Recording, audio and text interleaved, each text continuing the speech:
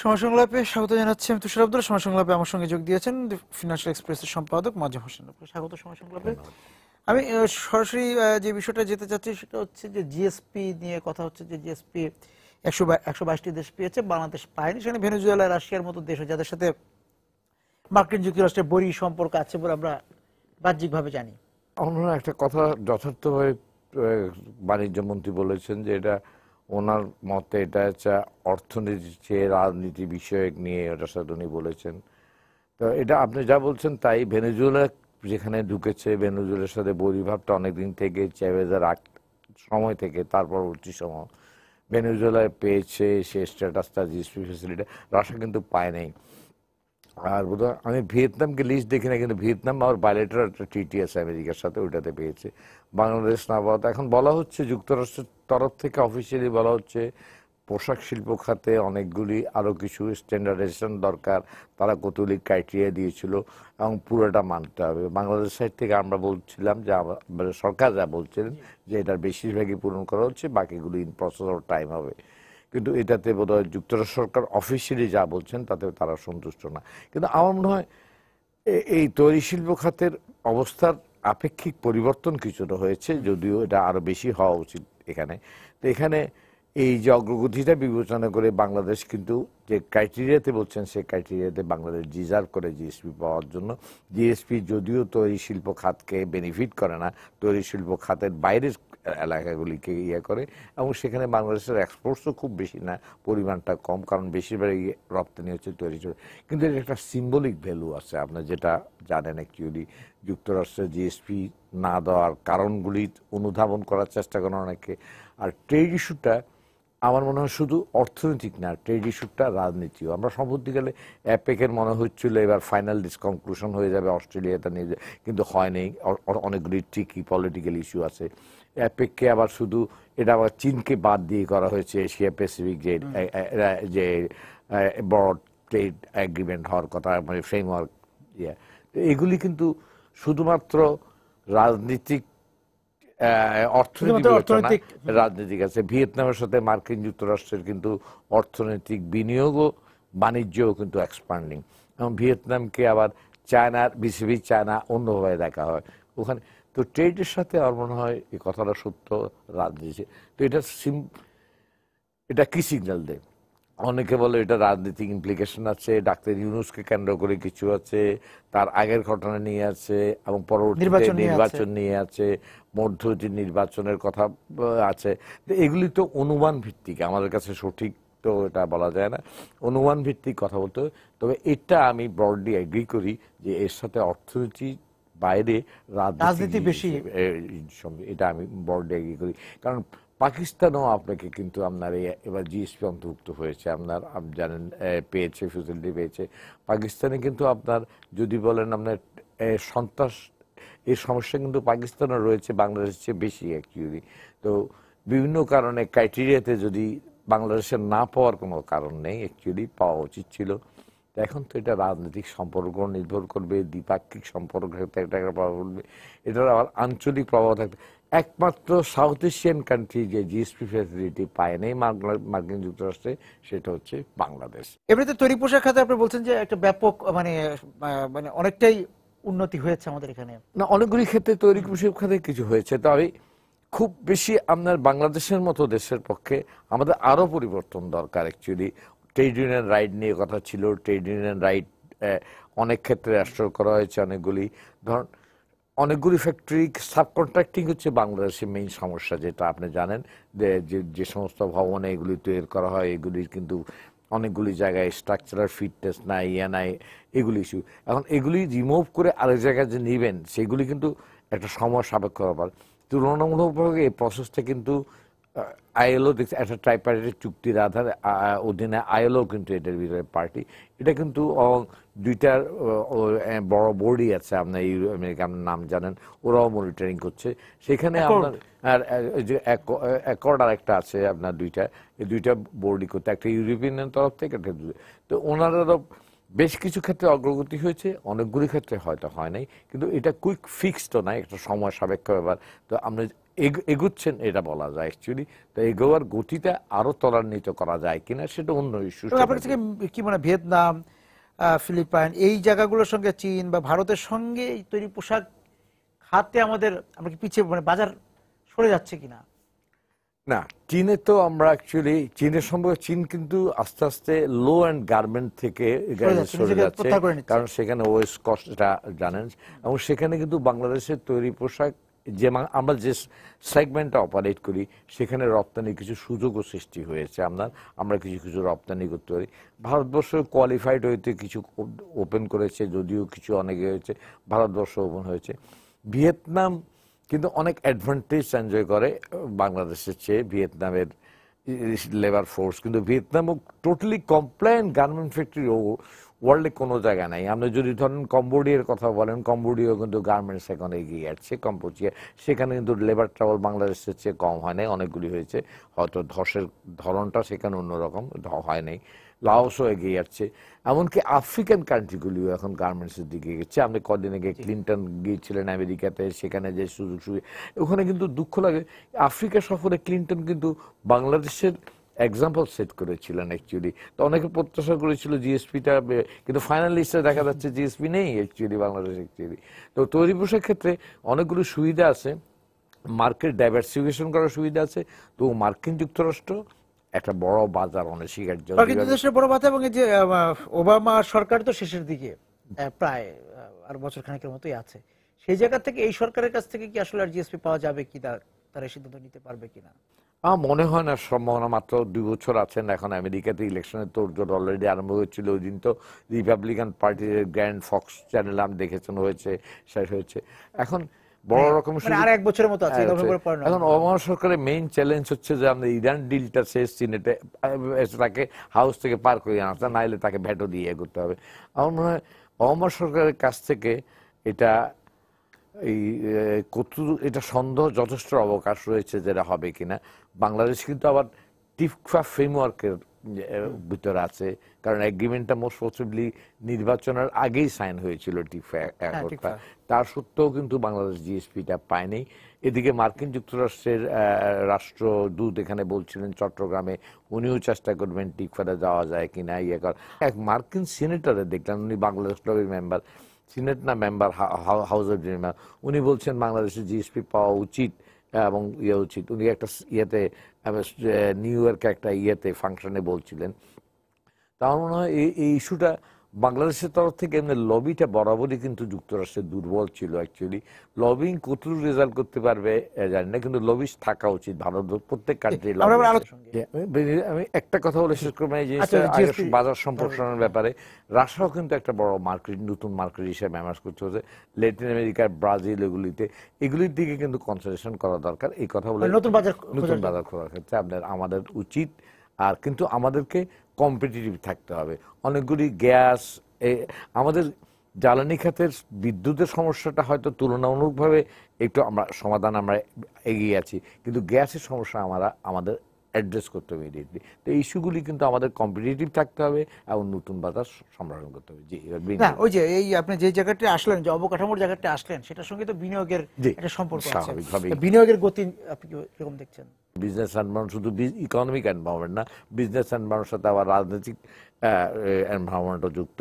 তো সেই ক্ষেত্রে ধরেন এখন একটা স্থিতিশীল বা এটা বলেন একটা রিলেটিভ কামনেস আছে, কিন্তু ওভারঅল বিজনেস অ্যান্ড কনফিডেন্সটা এটা কতটুকু জেনারেট করছে বলা মুশকিল, কারণ বিনিয়োগ যদি বাড়তো তাহলে বোঝা যাচ্ছে কনফিডেন্স।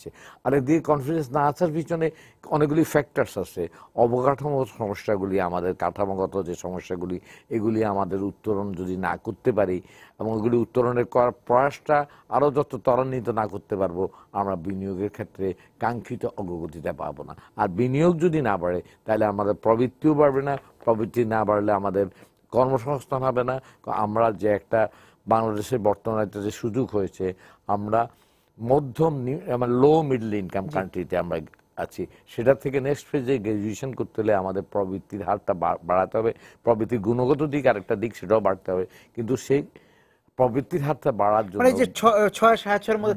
বাড়তে হলে আমাদের বিনিয়োগটা ন্যাচারালি 30, 33, 35 যেতে হবে।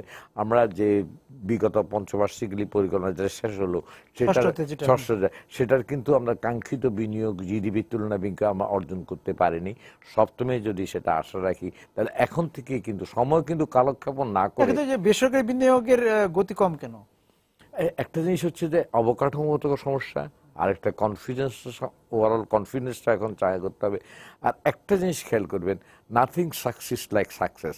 বিনিয়োগ যদি বাড়তে থাকে কিন্তু বিনিয়োগ একটা ট্রেন্ড হবে, আপনাকে একটা বিগ বুস্ট লাগবে এখানে। সরকারের এক ধরনের বিনিয়োগ তো আছে, সরকারি বিনিয়োগটার পুরোটা বিনিয়োগ বলা যাবে কিনা সে বিষয়ে সন্দেহ রয়েছে, সে আছে, কিন্তু বিনিয়োগ আমি ধরে নিলাম।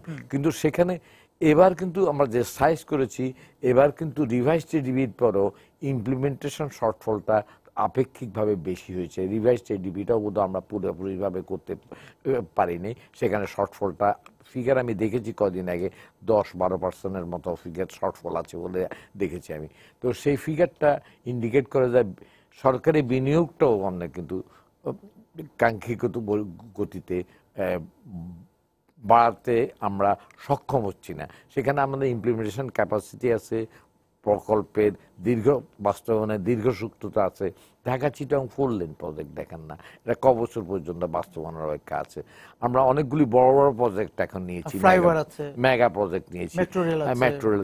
আমরা এগুলি যদি আমরা করতে পারতাম, এগুলি কিন্তু এক ধরনের পরিবেশ সৃষ্টি করে যাতে বিনিয়োগের অনুকূল হয় অ্যাকচুয়ালি। তো এগুলির ক্ষেত্রে আমাদের জোর দেওয়া উচিত অ্যাকচুয়ালি। বিনিয়োগের এক ধরনের প্রণোদনা তৈরি করে, যে প্রণোদনা, উৎসাহ এবং ইতিবাচক সংকেতগুলি। দেখুন জিএসপি সিম্বল, এটা কিন্তু একটা নেগেটিভ ইম্প্যাক্ট। আমি যতই বলি না কেন, এটা ওভারঅল একটা নেগেটিভ ইম্প্যাক্ট আপনার ব্যবসাকে দিবে, মনস্তাত্ত্বিক। আরেকটা বিষয় যেতে চাই যে আমাদের এই যে শিল্প ভিত্তিক অর্থনীতি এবং কৃষি ভিত্তিক অর্থনীতি, এর একটা সন্ধিক্ষণতা আমরা আছি। আপনার শিল্পে বিনিয়োগ আপনাকে করতেই হবে, শিল্প খাতের প্রসারণ আপনার দরকার হবে, শিল্পের আপনার কর্মসংস্থান এবং কর্মসংস্থানের সাথে সাথে সেখানে আপনার উৎপাদনশীলতার জড়িত। কৃষিখাতে আমাদেরকে আমরা নেগলেক্ট করে চলবে না, এটা একে তো আমাদের খাদ্য সিকিউরিটির সাথে জড়িত, প্লাস আমাদের বেসিক কৃষিখাতে তো আমাদের কিছু অ্যাডভান্টেজ। তা আমার মনে হয় কৃষিখাতের অগ্রগতিটা আমাদের এখন ক্রপিং প্যাটার্ন নিয়ে এবং অনেকগুলি অগ্রগতি হয়েছে, যেগুলি আমাদের ফার্মার্সরা কিন্তু খুব রেসিলিয়েন্ট। অনেকগুলি আমাদের যেখানে দেখেন আমাদের এখনও পার হেক্টর ইয়েল্ড এখনও কম, সেই হেক্টর ইয়েল্ডটা বাড়ানো সম্ভবপর। আমাদের নিবিড় চাষের দিকে যোগ দিতে হবে, অনেকগুলো নতুন ভ্যারাইটি এসছে, এটা রাইস বলেন ইয়ে এখানে আমরা এগুলি যদি আস্তে আস্তে টেকনোলজি বেসড করতে পারি।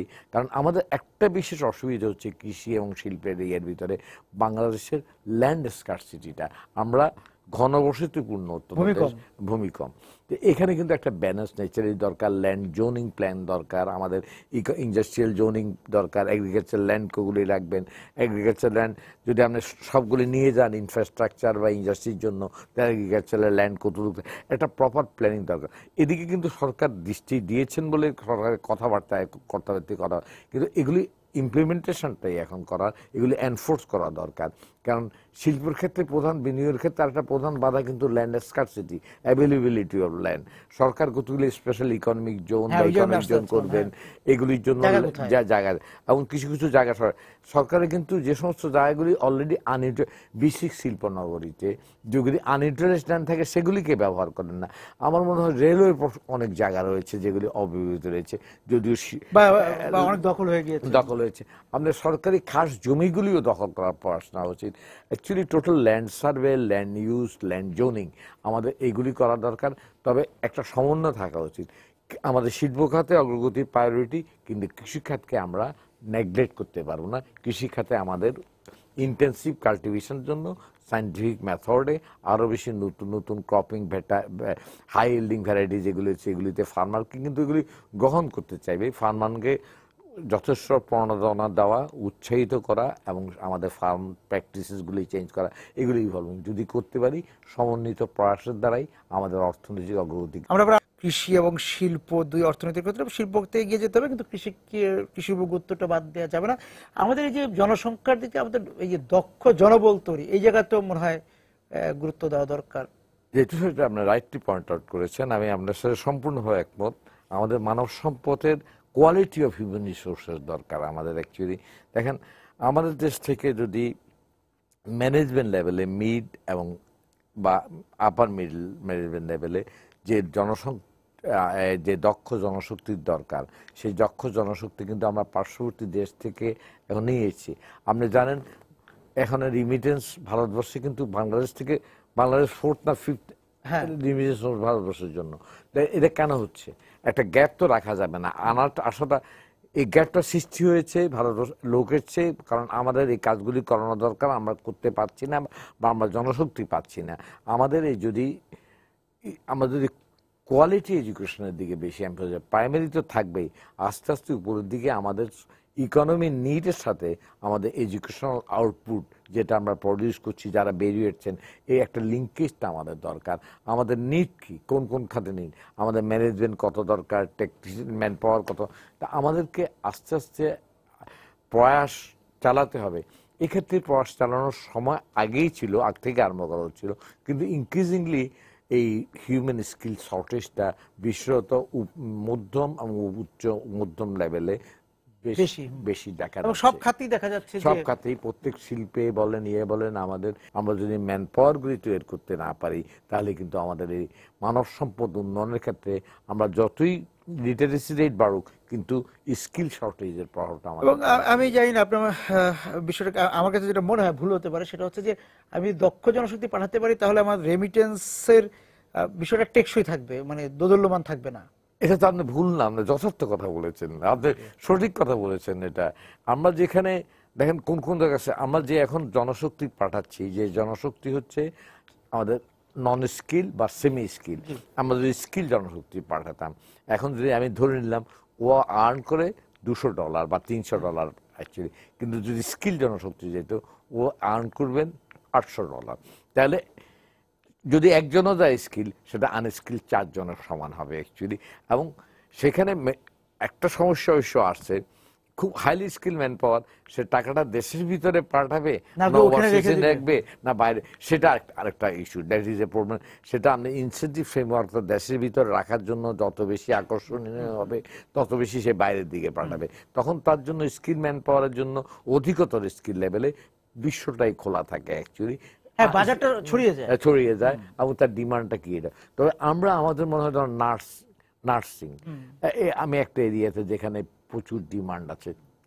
সম্প্রতিকালে আমি জাপানের যে পিকচার দিলাম, খুব বেশি দিন জাপানের শ্রমবাজার এভাবে প্রোটেক্টেড করে রাখতে পারবে বলে মনে হচ্ছে না। জাপানে অলরেডি এইজিং প্রবলেমটা এবং আস্তে আস্তে বিভিন্ন দেশেই এটা দেখা দেবে। যারা উন্নত হবে, পপুলেশন গ্রোথ রেট কমবে, ডিপেন্ডেন্সি রেশিও বাড়বে, ইয়াঙ্গার জেনারেশনের উপরে ওল্ড জেনারেশনের বার্ডেনটা, বা এটা একটা স্বাভাবিক অর্থনৈতিক প্রক্রিয়া।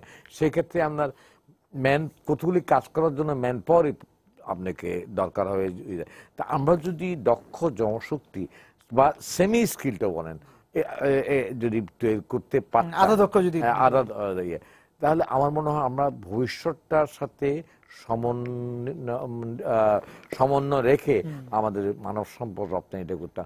সংখ্যায় কতজন গিয়েছেন সেটা ইম্পর্টেন্ট না, তাদের অ্যাগ্রিগেট ইনকাম এবং কি পরিমাণ তারা বাড়ছেন। তবে অদক্ষ যারা আছেন বা সেমি স্কিল আনস্কিল আছেন, তাদের ডিমান্ডও থাকবে কনস্ট্রাকশন সাইডে মেনলি। সেক্ষেত্রে মধ্যপ্রাচ্য নির্ভর হয় না আর আমাদের ডিপেন্ডেন্সটা। এখন তো ইউরোপে দেখেন আপনার বিভিন্ন জায়গায়, যদি ইউরোপে ইকোনমিক যাচ্ছে, কিন্তু এই অবস্থা মন্দা যাচ্ছে, এই অবস্থা কাটিয়ে তো উঠবেন তারা অ্যাকচুয়ালি। পৃথিবীর বিভিন্ন দেশে, আমি জাপানে দেখা দিলাম, কদিন পরে কোরিয়াতে হয়তো সিচুয়েশন হবে। এই সিচুয়েশনগুলি এগুলি হচ্ছে স্টেজেস অফ গ্রোথ। মানে সেই বাজার যখন আসবে, তখন যদি আমি তৈরি না থাকি, তৈরি না থেকে তো আমার নিজের জন্য সেটা প্রয়োজন, আমার নিজের ইকোনমির জন্য প্রয়োজন, এবং ভবিষ্যতের জন্য দরকার। ক্যাপিটাল কন্ট্রোল আমরা দেশে এখানে আছে, মানি হয়ে পাঠালে, অবৈধ উপায় পারলে মানি লন্ডারিং হয়ে যাবে, ঠিক আছে। কিন্তু ইনক্রিজিংলি ইনসেন্টিভগুলি যখন অন্যান্য কান্ট্রিগুলি ওপেন রাখবে, যে ওই ধরনের মানি আসলে আমরা এই ধরনের তার ঢুকতে দিবে, ততদিনের জন্য মানি ঘুরতেই থাকবে অ্যাকচুয়ালি আপনার। সুতরাং মানির কোনো বর্ডার নাই, আমি প্র্যাকটিক্যালি আমার মনে হয় অ্যাকচুয়ালি। আর মেধার কোনো স্কিলের কোনো ম্যাথ নাই। এটা হয়তো ব্যাপক অংশে না হলেও যারা বাংলাদেশে আছেন, তারা যাদের বৃত্ত আছেন, তারা জানেন কিভাবে টাকা কোথায় রাখতে হবে। যাদের মেধা আছেন অতিরিক্ত, মেধাশীল বাংলাদেশের ছেলেরা তো বিদেশে যারা খুব ভালো করছে, তারা তো বিদেশেই চাকরি পেয়ে যাচ্ছেন। এদিকে আমাদের এটা বোধহয় ব্রেইন ড্রেইন বলে অ্যাকচুয়ালি। কিন্তু আমাদের ব্রেনগুলিকে ইন্ডিয়াতে কিন্তু একটা সার্চ হয়েছে এনআরআই গুলি নন রেসিডেন্ট ইন্ডিয়ান্স এসে ইন্ডিয়াতে কিন্তু আপনার আইটি রিভলিউশনে কাজ করেছেন। আইটিতে ইন্ডিয়া যে হিউজ এক্সপোর্ট, এখন ইন্ডিয়া থেকে চায়না আরো এমার্জিং অ্যাকচুয়ালি ভেরি। তো আমাদেরকে নিজস্ব আমাদের যে জনবল আছে তাদেরকে অধিকতর মেধাবী করার সুযোগ, মেধা বিকাশের সুযোগ সৃষ্টি করতে হবে এবং আমাদের সাথে সাথে দেশের পরিবেশটা মানে আপনার যাতে এমন থাকে এখান থেকে আপনার টাকা বাইরে পাঠানো হচ্ছে টাকা ভিতরে রাখা আপনার ইয়ে হবে, ইন্টারন্যাশনাল বিনিয়োগ বান্ধব হবে। একদম বিদ্যুৎ আর জ্বালানি বা প্রাথমিক জ্বালানি যে গ্যাস, সেটা নিয়ে কথা বলতে চাই যে সেই জায়গা থেকে তো আমাদের এক ধরনের দারিদ্রতা আছেই, যে শর্টেজ আছে আমাদের আমাদের আমাদের আর বিদ্যুতের ক্ষেত্রে আরেকটা ডাইনামিক্স, বিদ্যুতের ডিমান্ড কিন্তু বাড়ছে। বিদ্যুতের এমনি তো এক্সিস্টিং আমি তো জানি না কত ডিমান্ড, আমি যত দিব ততই নিব, যতই নিব বিদ্যুতের ডিমান্ড আছে। কারণ সেখানে আমাদের আর প্রচলিত যেগুলি বলা হয় আমরা রিনিউয়েবল এনার্জিতে আমরা কোথাও যেতে পারবো, এগুলি লং টার্ম প্ল্যান আমাদের ঠিক আছে। রিনিউয়েবল এনার্জি নবায়নযোগ্য জ্বালানিতে আমরা খুব বেশি আগাতে পারছি না। আমাদের প্ল্যানে লেখা আছে যে আমরা করব, এত ইয়ে করব, কিন্তু এগুলি প্রত্যেক আমার ইন্টেনসিভ মনিটরিং দরকার এবং সাথে সাথে যেখানে গ্যাপ সৃষ্টি হচ্ছে আমরা আমাদের পরিকল্পনা অনুযায়ী আগাতে পারছে না বা আমাদের স্ট্র্যাটেজি সেখানে সেখানে ইমিডিয়েটলি রিমিডিয়াল স্টেপ দিয়ে গ্যাপগুলি যাতে ওয়াইড না হয়। গ্যাস উত্তোলনের ক্ষেত্রে যেটা হচ্ছে গ্যাস অনুসন্ধান উত্তোলন, সেই জায়গা থেকে আমরা দেখছি যে আমাদের এই যে স্থলভাগে গ্যাস নাই আছে এরকম একটা ব্যাপার আছে যে যারা এটা তুলবে বাপেক্স, আবার সমুদ্র, এখন আমরা সমুদ্র সীমায় আমরা জয় হয়েছে সেই জায়গা থেকে গ্যাস উত্তোলন। জি, আমাদের একটা আমাদের বিষয়টা একটা হচ্ছে অংশ যেটা বললেন দেশের ভিতরে আভ্যন্তরীণ, আর একটা হচ্ছে অফশোর। অফশোরকে আমাদের একটা অপরচুনিটি ক্রিয়েট হয়েছে কারণ আমাদের মেরিটাইম বাউন্ডারিটা এখন defined actually more or less. তো আমাদের অফশোরে আমরা ব্রিডিং প্রসেসটা আরম্ভ করেছিলাম এবং এখানে আবার কিন্তু বেশ কিছু চেঞ্জেস হচ্ছে, এক ফার্ম এসছে আবার উড্রো করে চলে যাচ্ছে। আমাদের মনে হয় সিরিয়াসনেস এক্ষেত্রে এবং যথেষ্ট তড়িৎ গতিতে মায়ানমার কিন্তু এক্ষেত্রে এগিয়ে যাচ্ছে। আমরা কিন্তু এই সমস্ত জিনিসগুলিতে প্রলম্বিত করার প্রক্রিয়াটা আমরা বড় বেশি আমরা আমাদের এক্সপার্টাইজ দেখাতে পারছি। এগুলি যাতে এক্সপার্টাইজ করতে পারি সেখানে আমাদের এক্সপার্টাইজটা দেখাতে পারছি না। আর আপনি যেটা বলেছেন দেশের ভিতরে গ্যাসের মজুদ কত তার পরিসংখ্যানটা আমরা যথার্থভাবে যদি কলার ব্যাপারে সিদ্ধান্ত নীতিগতভাবে, এটা আমরা আজকে কয় বছর হয়েছে কয়লা দেখেন আজকে কত বছর যাবত ঝুলছে। আপনি করবেন কোন মেথডে করবেন না করবেন একটা নিশ্চয় যদি না করেন তাহলে তো আপনাকে অন্য ব্যবস্থা করতে হবে। আর আপনি কয়লা ইম্পোর্ট করে আনে কয়লার বিদ্যুৎ কেন্দ্র চালাবেন সেটাও তো এক ধরনের পলিউশন করবে। এখানে ডিবেট হচ্ছে দেশের কয়লাটা আরোহণ করার ভিতরে আপনার ডিসপ্লেসমেন্ট হবে কিনা, সে এমন ইস্যুগুলি সরকার জানেন, কিন্তু এগুলি চ্যালেঞ্জ করার জন্য আমার মনে হয় তড়িৎ অ্যাকশন দরকার। যে আমরা কোল পলিসি ডিক্লেয়ার হলো, কোল পলিসি ফাইনালাইজ করতে পারলাম না, ওয়েবসাইটে পর্যন্ত দিয়ে দেওয়া হলো, এদিকে অনেকগুলি রিয়াকশন হলো। হয়তো রিয়াকশনের অনেকগুলি ভ্যালিড গ্রাউন্ডও থাকতে পারে, অনেকগুলি গ্রাউন্ড হয়তো লজিক্যালি টেনেবল না। তো একটা কথা স্বীকার করতে হবে, আমরা এগোই বা না আগে অন্যান্য দেশ আপনার রিনিউয়েবল এনার্জির দিকে বেশি যাবে। কদিন পরে আজ থেকে হয়তো অর্ধ শতাব্দী বা 4 দশক পরে এই নন রিনিউয়েবল এনার্জি কোল টোলের কোনো ভ্যালু হয়তো কমে যাবে গ্লোবালি, তখন আমাদের কোলটা মাটির নিচে থেকে যাবে। অ্যাকচুয়ালি সিদ্ধান্তটা আপনাকে নিতে হবে, ব্যবহার প্রয়োজন, কারণ আপনি তখন অল্টারনেটিভ সোর্সটা রিনিউয়েবলটার লো কস্ট কমে আসবে আস্তে আস্তে, তখন আপনার তখন আপনি নন রিনিউয়েবলে যাবেন না, আপনি আর কোল যাবেন না। তো আপনার তো একটা স্ট্র্যাটেজি দরকার, অপচয় আমি মাটিতে তা আপনার থেকে যাবে এখানে। আপনাকে ডিসিশনগুলি তো নিতে হবে, আর আপনি কি ধরনের ডিসিশন নেওয়া আছে, স্ট্র্যাটেজি করা আছে, এগুলি ইমপ্লিমেন্ট করতে হবে। তো গ্যাসের ক্ষেত্রে আমাদের মতো ব্যবস্থাটা বোধ আরো তৈরি হওয়া উচিত। জ্বালানি তেল কেনার ক্ষেত্রে যে এখন আর শুধু বিপিসি কিনবে না, বাইরের অনেকগুলি জায়গায় আমার এগুলি সমস্ত ইমপ্লিমেন্টেশন করে, ডিসিশনগুলি আমাদের দেশে হচ্ছে, ইমপ্লিমেন্টেশনগুলি করেন। আমাদের জ্বালানি সার্বিক জ্বালানি নীতিমালার ক্ষেত্রে আমাদের মনে আরো ডাইনামিজম আনা দরকার এবং আমরা এটা যত তাড়াতাড়ি আনতে পারবো তত তাড়াতাড়ি এটা কল্যাণকর হবে। এবং সেই জায়গাটা রাজনৈতিক একটা সীমাবদ্ধতার ব্যাপার আমরা দেখি যে রাজনৈতিক সিদ্ধান্তের জন্য অপেক্ষা করে, কল্যাণীতি বলেন, কিন্তু রাজনৈতিক সিদ্ধান্তের জন্য অপেক্ষা করছিল। আলটিমেটলি ইকোনমিক ডিসিশনস রাজনীতিতে আমরা, কারণ এটাতে রাজনীতি ইন দ্য সেন্স এটা কেউ না কেউকে এটা এফেক্ট করে বা কেউ না কেউকে বেনিফিট করে অ্যাকচুয়ালি।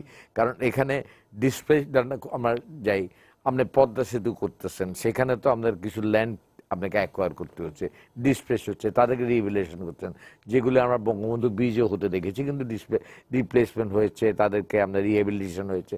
এই কিছু কিছু এগুলি যেহেতু জনগণ অ্যাফেক্টেড হয়, সেই জন্য এগুলি রাজনীতি প্রভাবিত হয়। আর এখানে অনেকগুলি রাজনীতি আরও বাইরে রাজনীতি আছে। অনেকে আবার মনে করেন এর ভিতরে মানে পশ্চিমা গোষ্ঠী স্বার্থ আছে, এর সাথে রাজনীতি বিভিন্নভাবে জড়িত। কিন্তু রাজনৈতিক সিদ্ধান্ত আপনি নেবেন সব কিছু বিবেচনা করে। তো সার্বিকভাবে আমার মনে হয় রাজনৈতিক সিদ্ধান্ত নেওয়ার ক্ষেত্রে যদি স্বচ্ছতা থাকে এবং রাজনীতি নেওয়ার পিছনে যৌক্তিকতাটা যদি আপনার মানুষকে অধিকতরভাবে কনভিন্স করতে পারে, মানুষের কাছে রিস্ক করে সেটা ইয়ে করতে হবে। সাধারণ মানুষ কিন্তু তার সিদ্ধান্তে ভুল করবে না, তাকে যদি আপনি বুঝাতে পারেন, কস্ট অ্যান্ড বেনিফিট ঠিকভাবে, মেসেজটা ঠিকভাবে দিতে পারেন, ঠিক সেভাবে কাজ করতে পারেন, রাজনৈতিক সিদ্ধান্ত নিতেও সুবিধা হয়। ইনফর্ম ডিসিশন মেকিং এবং সাথে সাথে ইনফরমেশনের বেসিসটাও যদি জনগণের মাঝে, আমরা মাঝে মাঝে ঐক্যমতে পৌঁছতে পারলাম না। দেখেন অনেকগুলো ইস্যুতে আমি দেখলাম যে অ্যাকচুয়ালি আপনার ঐক্যমত, আপনি কারেক্টলি বলছেন, কিন্তু যখন ক্ষমতায় আসেন তখন এক কথা বলবেন, ক্ষমতার বাইরে গেলে এক কথা বলেন। অ্যাকচুয়ালি এটা বাংলাদেশের বড় রাজনৈতিক দলদের নেচার, আনফর্চুনেটলি তাই। এই কালচারটা, এটা হচ্ছে আমাদের সার্বিক রাজনৈতিক কালচার। অ্যাকচুয়ালি এই কালচার থেকে আমাদের উত্তরণ করতে হবে। আমি মনে করি বাংলাদেশের ফিউচার ইয়াঙ্গার জেনারেশন বা রিলেটিভলি ইয়াঙ্গার জেনারেশন যত বেশি পলিটিক্সের সাথে সম্পৃক্ত হবে, ডিসিশন মেকিং, তারা কিন্তু গতি আনবে।